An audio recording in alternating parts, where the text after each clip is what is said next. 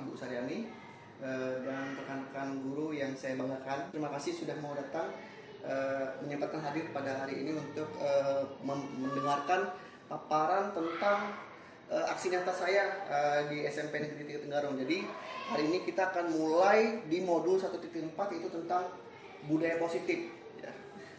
Dan ini kemarin sudah sempat dijelaskan sama Bu Sari kemarin, yaitu bahwa sekolah penggerak itu sama dengan budaya positif. Jadi disiplin positif adalah hal yang paling kita utamakan di dalam sekolah penggerak. Oke, kalau begitu mohon izin Ibu, saya langsung lanjutkan untuk pemaparan saya di aksi nyata di modul 1.4 itu ya. Ya, ini adalah profil singkat saya sedikit. Jadi saya di sini sebagai calon guru penggerak angkatan 10 di tahun 2024 ini ya. Jadi sedikit saya menjelaskan tentang pendidikan saya itu adalah S1 Bahasa Inggris dan jabatan saya adalah pembina OSIS. Jadi kenapa saya hari ini mengaitkan tentang budaya positif dengan aksi nyata yang akan saya paparkan. Jadi di sini nanti akan saya relatekan dengan visi saya sebagai guru penggerak, dan kemarin itu sudah saya paparkan sama Bu Sari ya tentang koneksi antar materi, tapi mungkin belum sempurna dan ini adalah tahap perbaikan dari koneksi antar materi atau visi saya sebagai guru penggerak, dan semoga ini bisa menguatkan atau mendukung dari program visi sekolah di SMP Negeri 3 Tenggarong.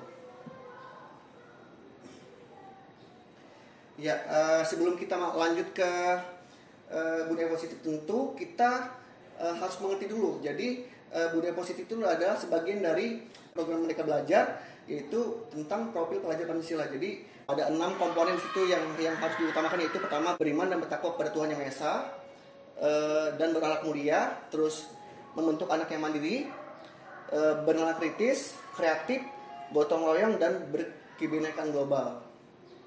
Jadi 6 poin itu yang ada di dalam profil pelajar Pancasila. Dan saya di sini sebagai guru penggerak sudah mencapai di tahap budaya positif. Jadi sebelumnya saya diperkenalkan dengan filosofi pendidikan Ki Hajar Dewantara, dan di modul 1.2 yaitu nilai dan peran guru penggerak, di modul 1.3 visi guru penggerak, dan di modul 1.4 yaitu budaya positif.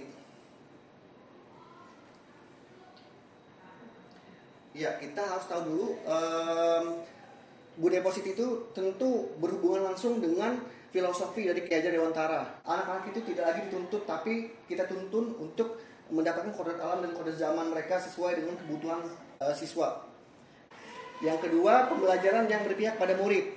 Bahwa kita menerapkan pembelajaran yang berdiferensiasi untuk mengcover semua kebutuhan murid. Jadi ini kita bebaskan murid-murid untuk memilih bakat dan minat mereka agar pembelajaran itu benar-benar berpihak pada murid. Dan yang terakhir itu adalah guru ibarat petani. Jadi 3 pemahaman ini yang saya terus tanamkan di dalam diri saya sebagai guru penggerak, bahwa sebenarnya kita itu adalah sebagai petani. Ibaratnya sebagai petani. Jadi kita itu menanam padinya itu sebagai siswa, dan kita itu adalah sebagai petaninya, bahwa kita terus memupuk anak-anak menjadi generasi yang berkarakter. Apa sih dampak dari budaya positif itu? Yaitu tumbuhnya budaya positif di sekolah akan menjadi perubahan baru dalam menciptakan ekosistem positif yang menggerakkan komponen sekolah berdasarkan nilai-nilai kebajikan untuk menuntun karakter yang baik. Budaya positif sebagai proses untuk menumbuhkan motivasi warga sekolah dan kontrol diri, dan serta penguatan karakter di sekolah. Hal ini akan menjadi musuh utama dalam memajukan pendidikan sekolah Indonesia berbasis karakter. Jadi dalam visi saya nanti akan saya kaitkan kenapa saya memilih budaya positif itu sebagai visi dari guru penggerak saya.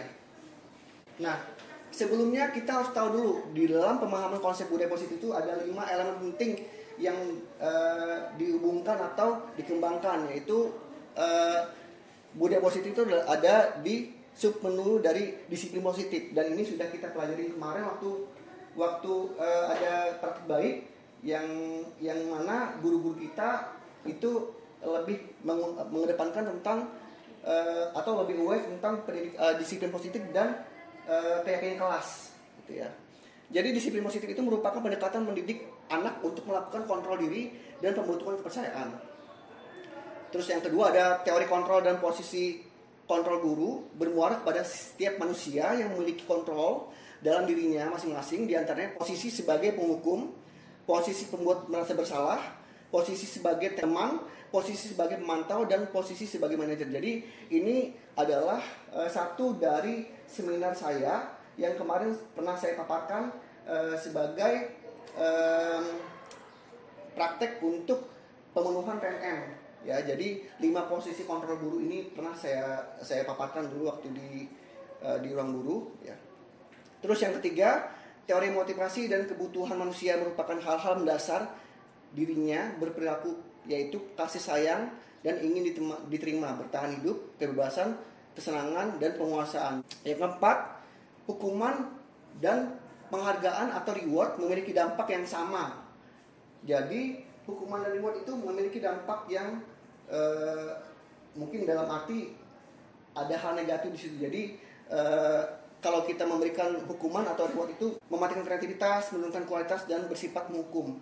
Dia belajar itu tidak murni dari dalam dirinya, tapi hanya untuk mendapatkan hadiah. Terus yang terakhir, segitiga restitusi dan keyakinan kelas merupakan salah satu strategi budaya positif yang relevan dengan Merdeka Belajar. Melalui penerapan segitiga restitusi, guru dapat membimbing murid dalam pembiasaan perilaku positif agar terwujud siswa yang merdeka dan mandiri. Oke, lanjut saja. Ya, nah inilah keresahan saya yang nanti akan saya paparkan visi dari guru penggerak saya kepada kepala sekolah ya, untuk rekan diskusi saya. Jadi di sini keresahan saya kepada sekolah ini yaitu sebagai seorang pendidik perlu kembali melakukan aksi positif terkait perubahan dan pengembangan karakter di sekolah. Jadi saya lebih karena saya di sini posisinya sebagai pembina OSIS, jadi saya tentu ingin sekolah ini lebih berkarakter.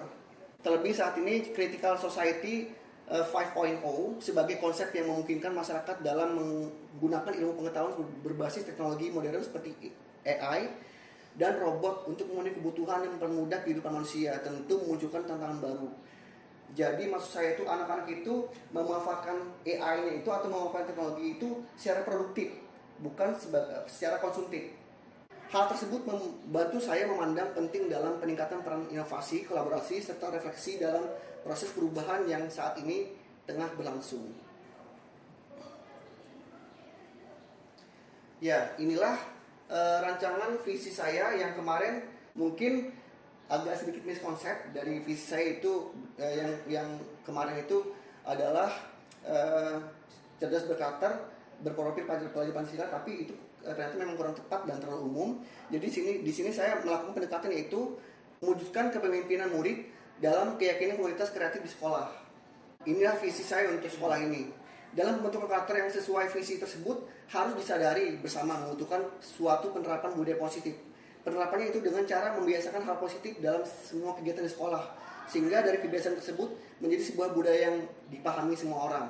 Menghilangkan hukuman yang akan membuat murid merasa tidak nyaman dan menyebabkan murid hanya patuh ketika berada di sekolah saja, dan mengurangi penghargaan untuk merubah karakter murid.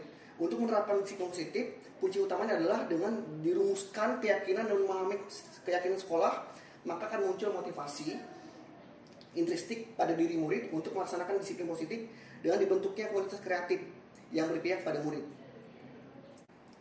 Ya, tujuannya saya untuk membentuk komunitas kreatif di sekolah itu yaitu yang pertama mewujudkan siswa yang cerdas spiritual, cerdas emosional, cerdas sosial, cerdas intelektual, dan karakter building. Jadi ini saya akan menguatkan dari visi sekolah yang sudah dibangun Bu Sari secara berkala dan bertahun-tahun di sekolah ini.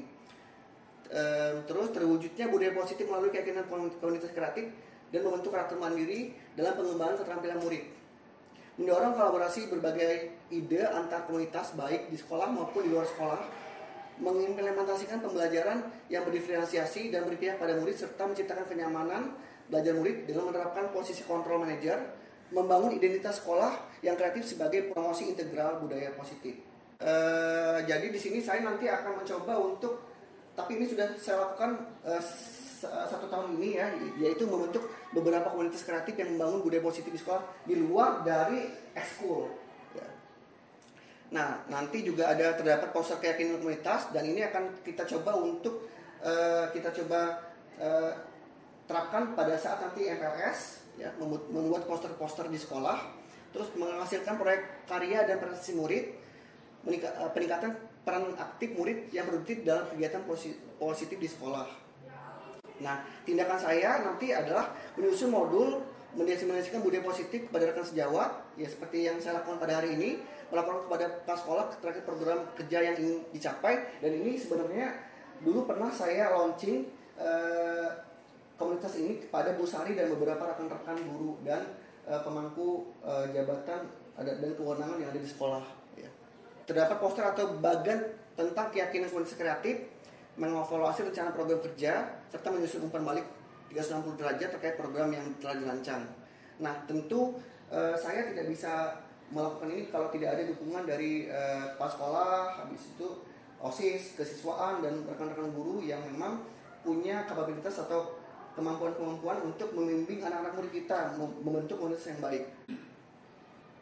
Ya, inilah beberapa komunitas yang dulu pernah saya launching kepada kepala sekolah, yaitu kita membentuk anak itu supaya bisa mandiri dan memimpin dirinya sendiri untuk mengelola organisasi atau komunitas yang itu akan membentuk kemandirian siswa, terus membentuk kecerdasan dan karakter siswa. Contoh saja misalnya di komunitas tari. Kenapa bisa cerdas di komunitas tari itu? Jadi mereka akan mendapatkan pengetahuan baru dan mereka akan mencari sumber-sumber tanpa ada pelatih gitu. Dan misalnya mereka akan tidak puas dengan sumber-sumber yang ada di dalam diri mereka, mereka akan mencoba untuk membentuk kerjasama dengan pihak ketiga ya, untuk melatih mereka. Dan ini sudah saya jalankan selama 1 tahun terakhir. Kedua komunitas mading, komunitas jurnalistik, dan ini juga sudah berjalan. Terus ada komunitas bahasa Kutai, komunitas kepemimpinan, dan komunitas kreatif ya. Jadi ini sudah saya jalankan selama 1 tahun, yaitu aksi nyata ini, dan saya melihat ada hal positif yang terjadi, yaitu anak-anak kalau misalnya saya melatih itu kadang-kadang anak itu tidak pede untuk mengeksplor dirinya, tapi pada saat itu saya lepaskan, anak-anak itu malah lebih kreatif gitu. Jadi untung saja, dan kemarin ya, saya juga merasakan dampaknya pada saat kita mengikuti kegiatan FLS 2N. Semua anak itu tanpa ada pelatih, tapi mereka bisa dapat juara. Dan itu mereka belajar untuk memimpin dirinya sendiri tanpa ada pelatih yang harus kita datangkan dari luar. Jadi kenapa komunitas ini bisa berhubungan dengan budaya positif?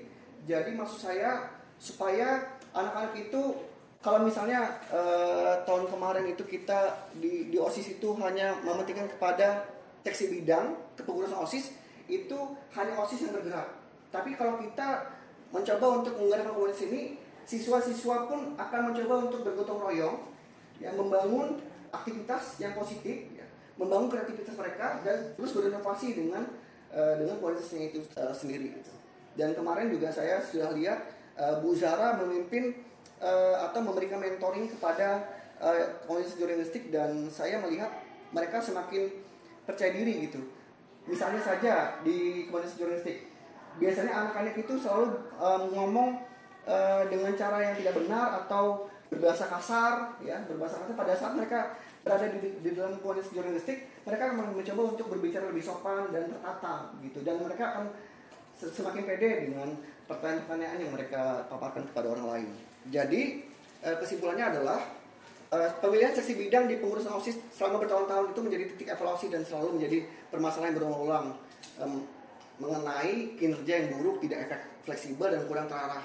Perubahan seksi bidang menjadi koordinator komunitas adalah upaya agar kegiatan OSIS bisa berkembang lebih fleksibel dan memiliki tujuan yang jelas untuk menjalankan program-program sekolah untuk menciptakan budaya positif dan profil pelajar Pancasila di SMP Negeri 3 Tenggarong.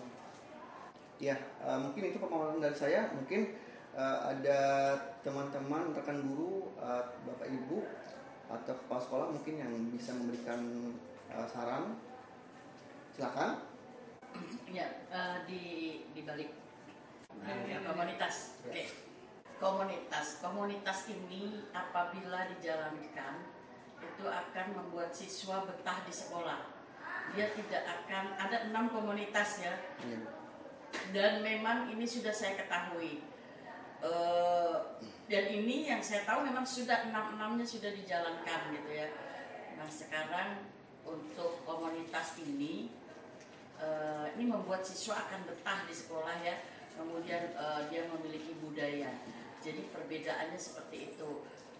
Apa yang membedakan bagaimana ini budaya positif ya, budaya positif di komunitas ini kita tumbuhkanlah budaya positif. Bagaimana cara Pak Dayat sebagai guru penggerak memasukkan disiplin positif di dalam komunitas yang berbentuk budaya positif ini. Baik, Bu. Oke, Bu. Baik, terima kasih, Bu. Jadi tentu saja pada saat kita membentuk komunitas ini kita harus membuat kesepakatan terlebih dahulu kepada anak-anak atau keyakinan bersama mengenai komunitas yang akan kita jalankan nanti. Dan tentu saja semua keyakinan itu kita kembalikan kepada anak untuk mereka yang menentukan dan kita membimbingnya, tapi tentu kita tetap melakukan kontrol sebagai manajer ya, untuk membuat kesepakatan tadi itu bisa menjadi lebih baik, berjalan lebih kontinu atau berkesinambungan seperti itu, Bu. Jadi sebelum ini dibentuk tentu anak-anak itu sudah mengerti kesepakatan apa yang sudah mereka buat, dan ini mereka terapkan di dalam grup-grup messenger atau di sosial media mereka. Jadi selama ini berjalan, kenapa sampai sekarang itu masih tetap berjalan dan baik, karena apa? Karena siswa itu atau murid-murid kita itu melakukan kesepakatan bersama dulu sebelum melakukan kegiatan-kegiatan ini secara langsung. Mungkin seperti itu, Bu Sari. Ya, ini mau saya jawabannya seperti itu. Jadi memang tepat sekali. Kesepakatan dulu, kesepakatan dulu sebagai bentuk praktik baik untuk membangun komunitas ini. Betul sekali, jawabannya dibutuhkan kesepakatan bersama. Artinya kesepakatan itu sudah merupakan satu disiplin positif. Nah, jadi antara disiplin positif dengan budaya positif itu tidak terpisahkan. Baik, Bu. Ya, terima kasih. Jadi saya harap dukungan dari Pak Sekolah dan beberapa rekan guru di sini nanti kita akan lebih sosialisasikan ini lagi kepada komite atau orang tua bahwa ini adalah kalau misalnya ada dukungan dari semua murid atau semua warga sekolah di SMP Negeri 3 Tenggarong, ini akan menjadi penguatan budaya positif dan ini akan membentuk karakter sekolah kita, bahwa sekolah kita itu akan menjadi lebih kreatif gitu. Jadi ini nanti saya sudah berdiskusi dengan pemimpin praktik saya bahwa pada saat nanti ada panen karya, disambut baik pemimpin praktik saya, nanti saya akan mungkin menjadi satu-satunya calon guru penggerak yang akan membawa anak sebagai talent saya dalam membentuk karakter anak di dalam budaya positif itu dengan menggunakan komunitas yang ada di sekolah. Itu yang akan saya coba bawa ini pada saat nanti di panen karya di bulan Oktober nanti. Jadi saya sudah berbicara juga sebelumnya sama anak-anak bahwa mereka akan menyanggutin itu, mungkin 2 atau 3 contoh yang ada di sini nanti untuk dipamerkan pada saat nanti di panen karya. Jadi yang saya tahu dari beberapa rekan-rekan yang sudah CGP sebelumnya, mereka itu lebih banyak kepada memanfaatkan produk, tapi belum ada yang hasil dari pembinaan karakter anak-anak di dalam komunitas, itu belum ada. Semoga saja nanti ini bisa menjadi sukses dan membawa nama baik SMP Negeri Tenggarong gitu. Ya. Oke, baik, terima kasih untuk masukan positif Bapak Ibu yang sudah hadir pada hari ini. Semoga itu bisa menjadi pemikiran saya ke depan dan menjadi referensi saya, menjadi refleksi saya. Semoga aksi nyata ini bisa menginspirasi banyak orang dan menjadi bisa berjalan dengan sukses pada saat nanti saya mengkaryakan ini atau memamerkan ini di panen karya nanti di bulan Oktober di kegiatan pendidikan guru penggerak, dan menjadi hal yang sangat positif untuk sekolah kita dan bisa membawa nama baik SMP Negeri 3 Tenggarong. Sekali lagi terima kasih untuk Bu Sari sebagai kepala sekolah dan rekan-rekan yang sudah hadir pada hari ini. Mungkin itu yang mungkin bisa saya sampaikan. Kurang lebihnya saya mohon maaf. Saya akhiri. Assalamualaikum warahmatullahi wabarakatuh. Waalaikumsalam warahmatullahi wabarakatuh.